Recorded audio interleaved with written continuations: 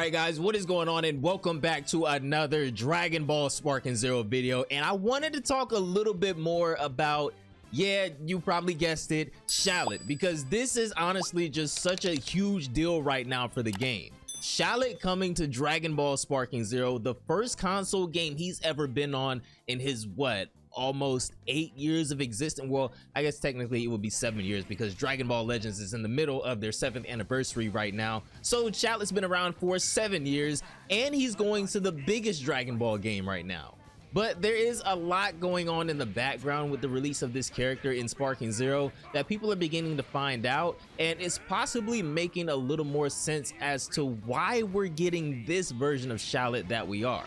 So in the initial breakdown we did a few days ago of the coming extra DLC for Shallot releasing next week on June 27th, we quickly realized that Shallot didn't seem to come with any of his numerous transformations from Dragon Ball Legends, which is where he originates from, of course.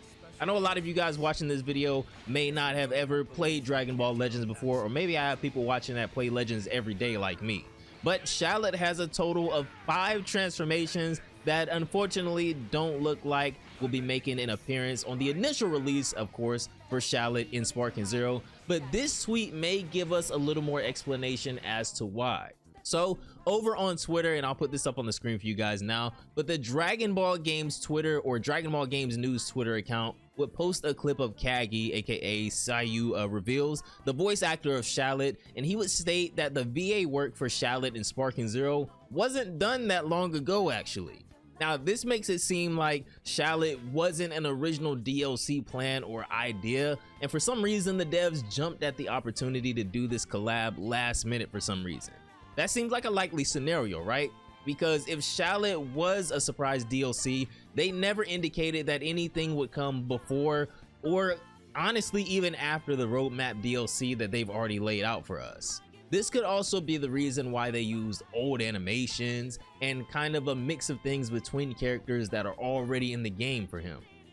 I wasn't trying to be mean or anything like that the other day when I said that Shallot is kind of a lazy looking character for them to put out, but no transformations, reused animations, and a rushed release just isn't the most ideal scenario for a hype character like this, in my opinion. I know a lot of you guys agree because I've been seeing this on social media, reading the comments on my videos. I know I'm not the only one that thinks this.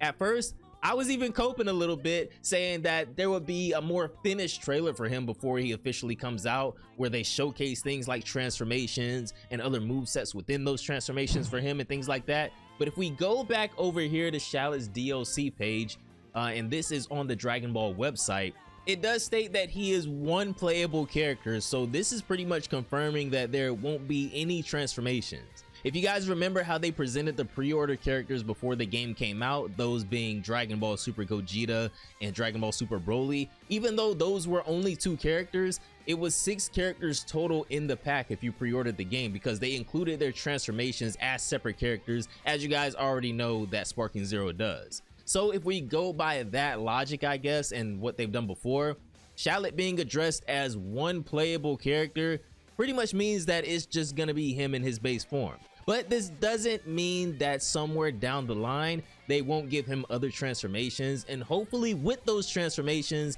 better movesets and animations too. Now, just to get really technical for a minute, Shallot is a little different from someone like Daima Goku, who had specific moves that we've seen him use in Dragon Ball Daima, which is why it was probably a little easier to give him specific moves in his Super Saiyan form separate from his base form that were also pretty unique to him, and really cool animations as well. Like, I really like his skill 2, or Blast 2 I guess it's called. His Blast 2 animation is sick. But with Shallot, this won't necessarily work the same way. In Dragon Ball Legends, Shallot is pretty much like a custom character almost, or create a character in the sense that you can equip super attacks from other Dragon Ball characters onto him that he can use. Like, for example, you can equip Kamehameha or Omega Blaster or Final Flash onto him, so he doesn't have like a whole lot of things that are super specific to his character. Outside of his Saiyan armor, you can even equip other characters' costumes onto him, so creating different movesets for each of his transformations in the future could pose maybe a little bit of a problem. I'm not too sure how that's gonna work. I do predict though that this could be kind of like a Diamond Goku situation in Dragon Ball Sparking Zero, in the sense that in the future somewhere later on down the line, whenever they do update this character, they won't just leave base Shallot as is. That'd be crazy talk. I could see them giving him a technique switching outfit just like they did for Diamond Goku that could allow him to transform. But something that would be cool though, and this is where I kind of maybe veer off from how other people are thinking like this, or how other people are thinking of this, is that they kind of do his transformations like they have them set up in Dragon Ball Legends, where you can only equip one at a time, but it changes everything about him. So maybe in Sparking Zero, we'd be able to get like numerous different technique switching outfits for all of Shallot's forms, and they'd each make him a completely different character. Like, just check this out. So say Super Saiyan 3 Shallot would have crazy rush chain damage and things like that, and maybe moves like False Courage and Explosive Wave, or Super Saiyan God could have like God Vine and an instant sparking mode move, or Super Saiyan Blue Shallot could have like instant transmission and wild sense, and just different things to make the character unique with each one of his transformations. But you won't be able to use all of the transformations at once, so they could really work on how each transformation works and just make him completely different every time.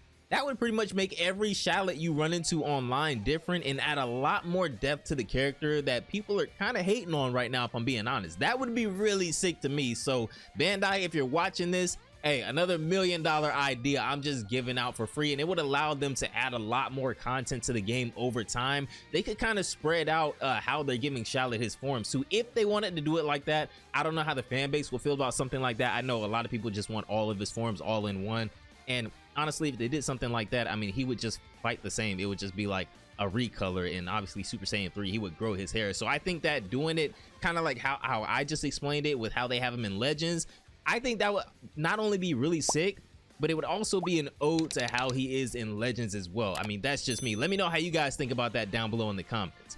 And I am still on the side of this being an amazing sign for the game with Shallot coming to Sparking Zero period, because, and I'm gonna mention this every time we talk about Shallot, but now, as long as licensing doesn't become an issue and ArcSys plays nice, this could open up the door for us to eventually see Android 21 in Sparking Zero as well, which is something I know all of my cultured brethren out there are waiting for. But let me know what you guys think, and if you have any cool ideas that they could implement for Shallot down below in the comments. I'm not sure how tapped in Bandai is with the community, but it could only help, right? Just put them all down there. I'm sure somebody somewhere that's important up there up the chain will see this eventually. But I didn't want to make this video too long. I just wanted to give some of my thoughts and predictions on how they could improve this Shallot situation in the future for Sparking Zero, since this was, I mean, it was clearly rushed at this point, right? Like, I think we can all agree that Shallot is a rush release. I'm not sure why they needed to do this campaign right this second, but they also just recently put Shallot in the Dragon Ball Super TCG Fusion world, as well as I recently saw a trailer for that. So maybe there's just an all-around massive push for Shallot in other games right now too, and he could potentially be coming to Dokkan and Xenoverse 2 as well. That'd be really cool. But let me know what you guys think of my ideas for Shallot's updates down below in the comments, and if you're gonna be checking out this DLC next week. But that is gonna do it for this one, guys. Shallot drops on June 27th, so definitely be expecting a breakdown and some ranked gameplay from me. I don't really know what my teams for Shallot are gonna look like. I gotta see what he's able to do first. I mean, like, obviously we know what he's gonna be able to do. We've seen the trailer, but I gotta see how he feels, see what his combos are looking like. Don't forget to like and share the video. Have a great day. Pray for justice for Shallot somewhere down the line, and I'm gonna see you all in the next one. Bye, guys.